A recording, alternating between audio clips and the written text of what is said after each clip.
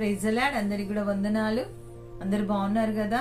ఈ రోజు ఉంటున్న దేవుని మాట మరి నిన్నటి దినాన అందరు కూడా ఆరాధనలోకి వెళ్ళి ఆశీర్వాదాలు పొందుకున్నారని నమ్ముతూ మరి ఈ రోజు ఉంటున్న దేవుని మాట చూసినట్లయితే 2 కొరింథీయులకు రాసిన పత్రిక 12:9 ఉంటున్న మాట, నా కృప నీకు చాలును. అవును, ఆయన కృప, ప్రతి విషయంలో ఆయన కృప కావాలి, ప్రతి ఆలోచనలో ఆయన కృప కావాలి, ప్రతి పనిలో ఆయన కృప కావాలి.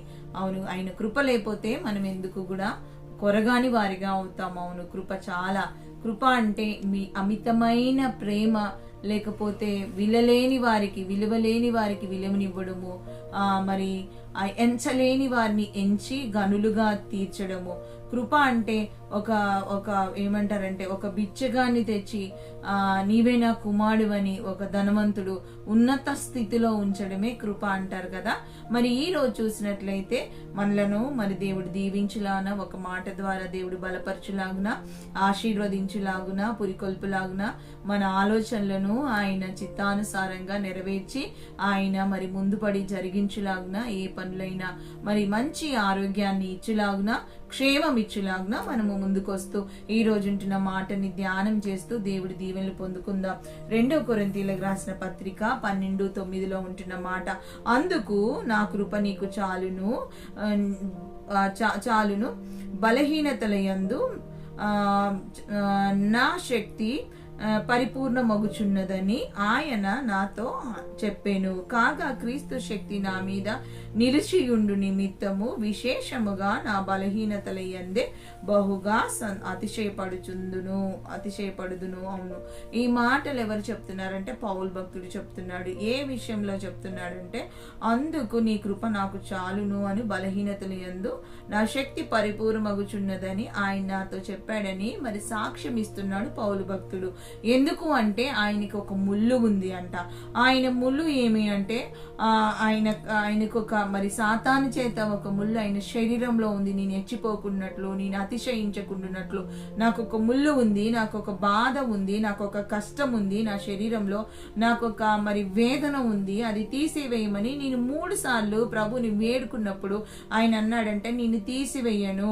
పౌలు ఎంత గొప్ప సువార్థికుడిగా, ఎంత గొప్ప దేవుని సేవకుడిగా, అపోస్తులుగా ఉన్నాడంటే ఆయన చేతి రుమాలకు కూడా స్వస్థత కలిగింది, ఆయన చేతిని మరి నీడకు కూడా స్వస్థత జరిగింది. కానీ పౌలులో మాత్రం స్వస్థత లేదు. ఎందుకంటే కొన్నిసార్లు మనం ఎందుకు అనుకుంటాం, మన జీవితంలో జరిగేవి కూడా మరి దేవుడి చిత్తం లేకుండా ఏది కూడా జరగదు.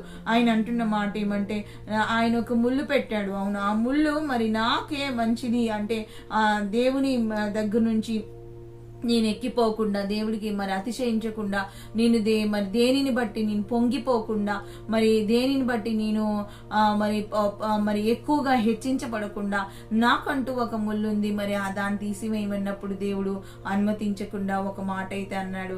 ఆయన అన్న మాట ఏమంటే, నా కృప నీకు చాలును. అందుకే ఆయన అంటున్న మాట ఏమంటే, నా బలహీనతల యందు, ఆయన అంటున్న మాట, బలహీనత నా శక్తి పరిపూర్ణం అవుతుంది, నీ బలహీనతలలో నా శక్తి పరిపూర్ణమవుతుందని దేవుడే అంటున్నాడు. బలహీనంగా ఉన్నప్పటికీ ఆయన శక్తి పరిపూర్ణంగా ఉంటుంది. కానీ ఆ బలహీనత పోవట్లేదు. ఆ బలహీనత మాత్రం అతడికి అంటిపెట్టే ఉంటుంది.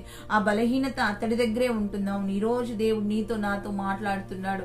అవును, ఈరోజు పౌలును నిలబెట్టి ఆయన అంటున్న మాట, అంత గొప్ప దైవ సేవకుడు మరొక ముళ్ళు కలిగిన వాడిగా ఉన్నాడు. కృప చాలును, నీ కృప చాలును. ఈరోజు అంటున్న మాట చూసినట్లయితే, చాలును అన్న మాట మనం తీసుకున్నట్లయితే, చాలును అన్న మాట మనం చూసినట్లయితే అంటా ఉంటారు కదా, ఏనాటి కీడు ఆ రోజుకి, ఈ రోజు కీడు ఆ రోజుకి, ఆనాటికే చదువున మత్తయి సువార్తలో మనం అంటున్నట్టుగా మరి మనం చూస్తున్నాం. ఏనాటి కీడు మత్తయి సువార్త 6:34 ఈ మాట రాయబడింది. ఏనాటి కీడు ఆనాటికే చాలును అంటే ఈ రోజే చూసుకోవాలి. చాలా మంది ఏమనుకుంటారంటే చాలు అనుకోరు. చూడండి, కొంతమందికి చూడండి ఎంత ధనం ఉందా చాలు అనరు. ఎంత తిన్నా చూడండి, చాలు అన్న మాట ఎక్కడ వస్తుందంటే మనం భోజనం చేసే విషయంలో అంటా ఉంటాం, ఇంకా చాలు ఎక్కువైపోయింది, బాబోయ్ ఇంక తినలేము అనేసి అంటా ఉంటారు. కానీ ఆ విషయంలో అంటారు కానీ మరి ఇంకా చాలు అని ఏ విషయంలో, ధనం విషయంలో అనరు, లేకపోతే సంపాదన విషయంలో అనరు. ఎందుకు అంటే ఆశ ఉంటుందంట, ఆశ ఉండొచ్చు కానీ అత్యాశ ఉండకూడదు. చాలును అని మరి ఎవరు అంటారంటే ఎవరైతే సంతృప్తిని పొందుతారో, తృప్తిపరచబడతారో వాళ్ళు చాలు అంటారు. సరే, ఇక్కడ చాలు అన్న మాటని మనం చూసినట్లయితే ఇక్కడ చాలు అన్న మాటని మనము ఏనాటికి ఆనాటికి అంటే ఈ రోజు చూసుకోవాలి. రేపటి గురించి మనం ఆలోచిస్తూ రేపు ఏం జరిగిపోతుందో, ఏ కీడైపోతుందో, ఏమైపోతానో, రేపు ఉంటానా, బ్రతుకుతానా, చస్తానా అంటూ రేపు చనిపోయేదానికి ఈ రోజే ముందే చింతపడిపోయి రేపు జరిగేదానికి ఈ రోజున్న సంతోషాన్ని, ఈ రోజున్న ఆనందాన్ని ఈ రోజు అనుభవించకుండా ఈ రోజు మనము పోగొట్టుకునే వారిగా ఉంటున్నాం. అటు రేపు పోతుంది, ఈ రోజు కూడా పోతుంది. అంటే రేపేమవుతుందో నీకేం తెలుసు, రేపేం జరుగునో. ఒక మంచైనా, ఒక వెంట్రుకైనా, లేకపోతే తెలుపైన నలుపైన చేసుకోలేము. మనం పొట్టివారి ఎత్తుగా మార్చుకోలేము. ఏది కూడా మనకు చేత కాదు. కానీ మనమైతే ఎన్ని ఆలోచనలు, మానవులుగా ఎన్నో ఆలోచనలు ఆలోచిస్తూ ఉంటారు. నిజమే, ఈ రోజు చూసినట్లయితే చాలా చాలా అవును. ఏంటిది అంటే ఉన్నదాన్ని బట్టి సంతోషించక లేని దాన్ని బట్టి బాధపడేవారు, చింతపడేవారు చాలా మంది ఉండిపోతా ఉంటారు. అందుకనే ఆయన అంటున్న మాట మత్తయి సువార్తలో 6:34 ఆయన అంటున్న మాట చూసినట్లయితే ఏమంటున్నాడంటే రేపటిని గూర్చి చింతపడుకుని రేపటి దినము దాని సంగతులను గూర్చి చింతించును. ఏనాటి కీడు ఆనాటికే చాలు. రేపటి గురించి మీరెందుకు చింతపడుతున్నారు? ఏనాటి కీడు ఆనాటికే చాలు. ఈ రోజున్నది చాలు, ఈ రోజున్న ప్రాబ్లం చాలు, ఈ రోజున్న విషయాలు చాలు. ఇంకా మళ్ళీ రేపటి దాని గురించి మనం ఆలోచించి అనవసరమైన టెన్షన్స్, అనవసరమైన బర్డన్ పెట్టుకొని నిద్ర లేకుండా, ఈ రోజు నిద్ర లేకుండా, ఈ రోజు సమాధానం లేకుండా, ఈ రోజు తినకుండా, ఈ రోజు ఆనందించకుండా ఉండొద్దు అన్న విషయాన్ని మనం జ్ఞాపకం చేసుకోవాలి. అందుకని చూసినట్లయితే చాలు అనేవి 4 ఉన్నాయంట. సామెతల్లో ఆయన అంటున్న మాట ఏమంటే చాలు అని అననివి 4 ఉన్నాయంట. 4 విషయంలో చూసినట్లయితే 30వ అధ్యాయం సామెతలు 15-16లో ఆ మాట ఉంటాయి. అవి ఏమేమి చూసినట్లయితే జలగకు ఇమ్ము అను కూతుర్లు 2 కలరు, తృప్తి పడనివి 3 కలువు, చాలును అని పలకనివి 4 కలవంట. అవును, చాలు అని పలకనివి 4 ఉన్నాయంట. ఆ 4 ఏమని చూసినట్లయితే అవేవనగా 16వ వచనంలో చూసిన పాతాళము 1, పాతాళమేమో చాలు అందంట. రెండోదేమో కనని గర్భం చాలు అందంట. ఎందుకంటే ఆ గర్భంలో ఎవరు లేరు కాబట్టి. పాతాళంలో ఎంతమందినైనా అది మింగేస్తానే ఉంటది. పాతాళంలో ఎంతమందో పడేస్తా, ఎంతమంది వెళ్ళినా పాతాళంలో ఇక చాలు అనదంట.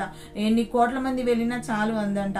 మరి అంతేకాకుండా 3 చూసినట్లయితే నీరు చాలు అనని భూమిని. అవును, భూమిలో ఎన్ని నీళ్లు వేసినా అది ఇనికిపోతూనే ఉంటుంది, ఇంకా చాలు అనదు అనేసి మనం అక్కడ చూస్తున్నాము. అంతేకాకుండా చాలు అనని అగ్ని కూడా ఉందంట. అదేం చేస్తుందంటే చాలు అందంట. చూడండి, మొన్న చూసినట్లయితే లాస్ ఏంజల్స్ లో అగ్ని చూడండి ఎంతగా మండిపోయి ఇంతగా మండానుగా చాలే అనలే. మొత్తం అది మండుతూ అడవులు, అక్కడ ఉంటున్న ఇల్లులు, అక్కడ ఉంటున్న మరి ఎంతో మరి రమ్యమైన వాటిని అంతటిని మండేసి కాల్చేసి బూడిద చేసేసి మరి మండి చూసిన అంటే చాలు అనేవి చాలా ఉన్నాయి. అవును, ఈ రోజు మరి నేను కూడా ఆయన అంటున్న మాట, నా కృప నీకు చాలు. మరి నీవు అనగలుగుతున్నావా?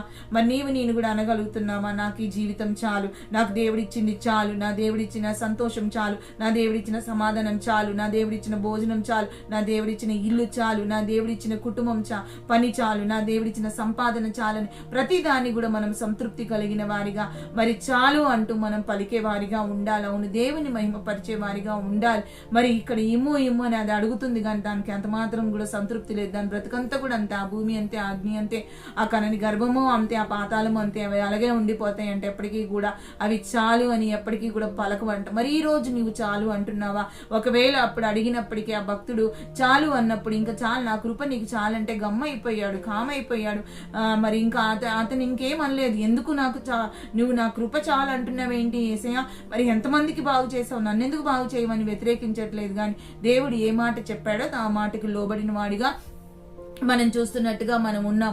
అవును, చాలు అనే ఆత్మీయులైన వారు ప్రతిదానికి కూడా దేవుడికి అప్పచెప్తూ అవును చాలయ్యా, ఈ జీవితం నీదయ్యా, నీ చిత్తమే, నీ నెరవేర్పే, నీవే, నీ కృపే నాకు చాలయ్యా, నీ కృప నాకు చాలయ్యా అంటూ మనం ప్రతి విషయంలో మనం పలకాలి. ప్రతి చోట మనం పలికే వారిగా, ప్రతిదీ కూడా ఆయనకు అప్పగించుకునే వారిగా, పౌలులాగా ఆయన కొరకు మనం ముందుకొచ్చే వారిగా మనం ఉండాలని కోరుకుంటున్నాడు. ఇక్కడ చూసినట్లయితే ఆయన అంటున్న మాట చూసినట్లయితే చూస్తున్నట్లయితే మొదటి రాజులకు రాసిన పత్రికలో ఆ గ్రంథంలో 19వ అధ్యాయం 4వ వచనంలో ఉంటున్న మాట, ఇంత మట్టుకు చాలును, నా ప్రాణము తీసుకొనమని ఏలియా ప్రార్థన చేశా. ఒక బద్రికి వృక్షం కింద ఉండి ఒక స్త్రీ ఇచ్చిన మరి యెజబెలు యొక్క ఒక స్త్రీ దానికి అంతకంటే ముందు ఆయన ఎంతో మంది ప్రవక్తలను చంపిన వాడిగా ఉన్నాడు. మరి అంతేకాకుండా గొప్ప విజయం పొందుకున్న వాడిగా ఉన్నాడు. ఆ దహన బలి అగ్ని ఆకాశంలోంచి అగ్ని వచ్చి దహించినట్లుగా ఉన్నది. మరి అంతేకాక 3.5 సంవత్సరాలు వర్షం కురినప్పటికి కూడా అప్పుడు వర్షం కురిసేటట్టు దేవుడు తన ప్రార్థన ద్వారా చేశాడు. కానీ మరి ఇప్పుడు ఒక స్త్రీ రేపటికంతా ఈయన నుంచి నేను ఒక వాణ్ణి పంపించినప్పుడు, ఒక దూతను పంపించినప్పుడు ఆ ప్రవక్త బెంబేలెత్తిపోయినట్టుగా మనం చూస్తున్నాం, బలహీన అయిపోయినట్టుగా చూస్తున్నాం. నా జీవితం చాలయ్యా, అయ్యో ఇంక నేను చనిపోతాను, నేను మరణించుతాను, నాకు ఈ జీవితం వద్దు, నేను బ్రతకను అనేసి అంటున్నాడు. అవును చాలా మంది బెంబేలెత్తిపోతా ఉంటారు, ఇంకా చాలా అనుకుంటా ఉంటారు. అవును, దేవుడు మరి నాకు వేరే దానికి లేకపోతే అనుకుంటా ఉంటారు, ఈ బాధతో భరించే దానికంటే ఇంక నేను చనిపోతే చాలు కదా, ఈ కష్టం అనుభవించే దానికంటే నేను చనిపోతే చాలు కదా, ఈ యొక్క మరి నష్టంలో ఉండడం కంటే, పరువు నష్టం కంటే చనిపోతే చాలు కదా అనేసి అనుకుంటాం. కాదు, అలా ఎంత మాత్రం కూడా కాదు. మనం అలా ఆలోచించే వారిగా ఉండొద్దు, కానీ ప్రతిదాన్ని ఎదిరించే వారిగా, ప్రతిదానికి కూడా దేవుడు ఉన్నాడని నమ్మేవారిగా, నా కృప చాలును అంటున్నాడు. అవును, ప్రతి విషయంలో ఆయన నా కృప చాలును అంటున్నాడు కనుక ఆయనను అప్పగించే వారిగా, ఆయనకు మనం అప్పగించుకునే వారిగా మనం ఉండాలి. ఆయనకు అప్పజెప్పదు. మనం పౌలు భక్తుడు అన్నట్టు, పౌలు భక్తుడితో దేవుడు పలికిన మాట, నీవును ప్రతి పరిస్థితిలో నువ్వు పలికే వ్యక్తిగా ఉండాలి, నీవును దేవునికి అప్పగించుకునే వ్యక్తిగా ఉండాలి. ఎంత ఒక ముళ్ళు అంట చూడండి, నా జీవితంలో ముళ్ళు ఉంది అంటున్నాడు. ఆ ముళ్ళు ఊరుకనే ఉంటుందా? చూడండి, మనకే ఒక ముళ్ళు ఉంటే అది ఎంత బాధ పెడతా ఉంటది కదా, ఎంత హింసిస్తా ఉంటది కదా. అది చిన్న ముళ్ళే గాని పెద్ద శరీరాన్ని ఎంత బాధ పెట్టేస్తుందో, ఎంత నొప్పి పాలు చేస్తుందో, ఎంత నిద్ర లేకుండా చేస్తుందో, ఎంత సలుపులుగా ఉంటుందో, ఎంత హింస పెట్టేస్తా ఉంటదో. అది తీసే వరకు, అది పోయే వరకు, అది తొలగిపోయే వరకు, దానిది మొత్తం కూడా ఆ ముళ్ళు మొత్తం కూడా మనలోంచి వెళ్ళిపోయే వరకు ఆ ఫారెన్ బాడీ మనల్ని ఎంత బాధ పెట్టేస్తా ఉంటుందో. మరి అలాంటిది పౌలు జీవితంలో నేను తీయనని దేవుడు అన్నప్పుడు, ఇంకా నీకు చాలా అన్నప్పుడు, దాన్ని మరి ఆ ఇబ్బందిని, ఆ ఇరుకుని మరి దాన్ని సహించడానికి పౌలు భక్తుడు ఒప్పుకున్నట్టుగా మనం చూస్తున్నాం. మనం కూడా దేవుడి భక్తి అంటే చాలా సింపుల్ అనుకుంటా ఉంటారు, మరి దేవుని కొరకు జీవించడం అంటే చాలా సింపుల్ అనుకుంటా ఉంటారు. అది ఒక ముళ్ళు లాంటిది. మనకి శ్రమ అనేది ఉంటుంది ఖచ్చితంగా. విశ్వాస జీవితంలో, ఆత్మీయ జీవితంలో, ప్రతి విషయంలో కూడా మనము మరి దాన్ని మనం భరించే వారిగా ఉండాలి, సహించే వారిగా ఉండాలి, అనుభవించే వారిగా ఉండాలి, కష్టాల గుండా మనం వెళ్ళాలి. అయినప్పటికీ కూడా మనకు దేవుడు అంటున్న మాట ఏమంటే, నా కృప నీకు చాలును. అవును, ఆయన కృపనిచ్చే దేవుడై ఉంటున్నాడు. నా కృప నీకు చాలును అనేసి ఆయన మాట్లాడుతున్నాడు. ఈ రోజు చూసినట్లయితే ఆయన నీతో నాతో మాట్లాడుతున్న మాట చూసినట్లయితే, దేవుడు నీతో నాతో మాట్లాడుతున్న మాట చూసినట్లయితే, పేతురు రాసిన మొదటి పత్రిక 4:3 ఉంటున్న మాట, ఆయన అంటున్న మాట ఏమంటే, గతించిన కాలమే చాలును అనేసి అంటున్నాడు. నిజమే, ఏమి గతించిన కాలం చాలునంట?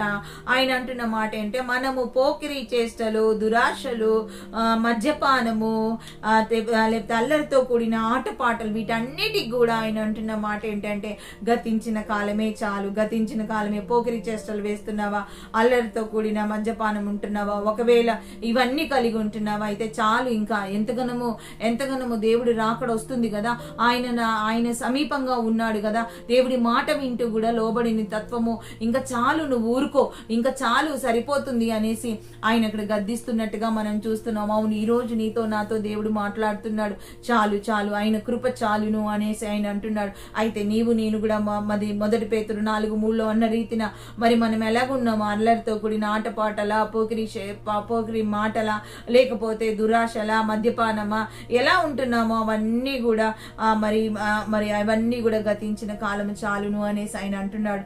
అవును, ఈ రోజు మరి నేను కూడా చాలు అనేసి, ఈ వేటికి చాలు అని చెప్పాలి, పాపానికి చాలునని చెప్పాలి, వ్యసనాలకి చాలు అని చెప్పాలి, అవిధేయతకు చాలు అని చెప్పాలి, అమర్యాదకు చాలు అని చెప్పాలి, భక్తిహీనతకు చాలు అని చెప్పాలి. అవును, మనకుంటున్న దేవుడికి విరోధంగా వ్యతిరేకంగా ఉంటున్న ప్రతి దాన్ని కూడా చాలు, నువ్వు ఇంకా నా మీద ఏలుబడి చెయ్యొద్దు, చాలు నా జీవితం ఇంకా చాలు, ఇప్పటికైనా నేను మారుతాను, ఇప్పటికైనా నేను తెలుసుకుంటాను, ఇప్పటికైనా విడిచిపెడతాను, ఇప్పటికైనా నేను దేవుడి కొరకు అని నీ మనస్సాక్షితో నీవే మాట్లాడే వ్యక్తిగా ఉండాలి. అవును, ఈ రోజు దేవుడు అంటున్న మాట ఏమంటే, ఆయన అంటున్న మాట ఎఫెసీలో మాట్లాడుతున్నట్టుగా చాలు, గతించిన కాలమే చాలు, ఇంకా చాలు, ఎంతగా ఇంకా రాబోతున్న కాలం ఇంకా శాపగ్రస్తంగా నువ్వు ఉండొద్దు, ఇంకా ఆశీర్వాదం లేకుండా ఉండొద్దు, నిన్ను బట్టి మరి నీ కుటుంబము మరి పాడు కావద్దు, నీకు దీవెన లేకుండా దేవుని నామము అవమానపరిచే వ్యక్తిగా నీవు ఉండొద్దు.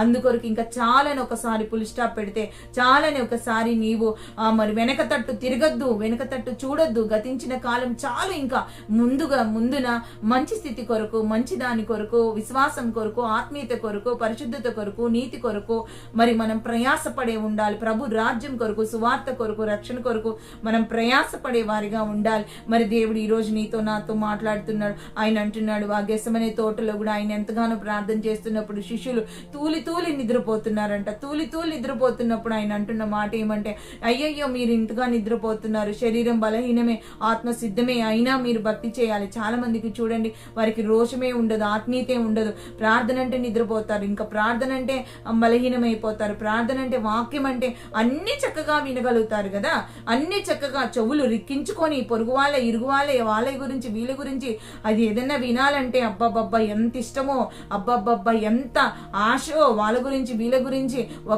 ఒకటి ఏదైనా తెలిసిందంటే అది 100 మందికి మరి మొత్తం కూడా పాకిపిచ్చి, ఇక మీడియా పనికిరాదు, మరి ఇంకా టీవీ పనికిరాదు, న్యూస్ ఛానల్ పనికిరాదు, అంత బాగా పనిచేస్తారు వీళ్ళు, ఫ్రీ అడ్వర్టైజ్మెంట్ చేస్తూ ఉంటారు. కానీ దేవుడి గురించి మాత్రము చెప్పడానికి, దేవుడి గురించి వినడానికి మాత్రం వీళ్ళకి నిద్ర వస్తూ ఉంటారు. దేవుడి సన్నిధిలో గడిపిన శిష్యులు ఏమైపోయారంటే, నిజమే వాళ్ళు నిద్రపోయారంట. 3 సార్లు కూడా ఆయన అక్కడికి వచ్చి మాట్లాడుతూ, మార్కు సువార్త 14వ అధ్యాయంలో చూసినట్లయితే, ఆ మాట మనం చూసినట్లయితే మనం అక్కడ వింటున్నట్టుగా మనం చూస్తున్నాం. అవును, ఈ రోజు చూసినట్లయితే దేవుడు నీతో నాతో 14:41 ఆయన అంటున్న మాట ఏమంటే, ఇంకా చాలు, మీరు అలసిపోయారు కదా, ఇంకా చాలు, ఇంకా సమయం వచ్చేసింది, మనిషి కుమారుడు మరి దుష్టుల చేతులకు అప్పజెప్పే సమయం వచ్చేసింది, ఇంక మీరు పడుకోండి, ఎంత పడుకుంటారో అంత పడుకోండి, ఇక మిమ్మల్ని ప్రార్థన చెయ్యండి అని చెప్పేవారు ఎవరు ఉండరు, ప్రార్థనకు అడిగేవారు కూడా ఎవరు ఉండరు, ప్రార్థనలో ఉండు అనేవారు కూడా ఎవరు ఉండరు, రండి మనం ఇక్కడ బోధామనే వారు కూడా ఎవరు ఉండరు. ఎందుకంటే ఈ మనిషి కుమారుడు ఉండట్లేదు, ఆయన మరణానికి అప్పగించబడుతున్నాడు,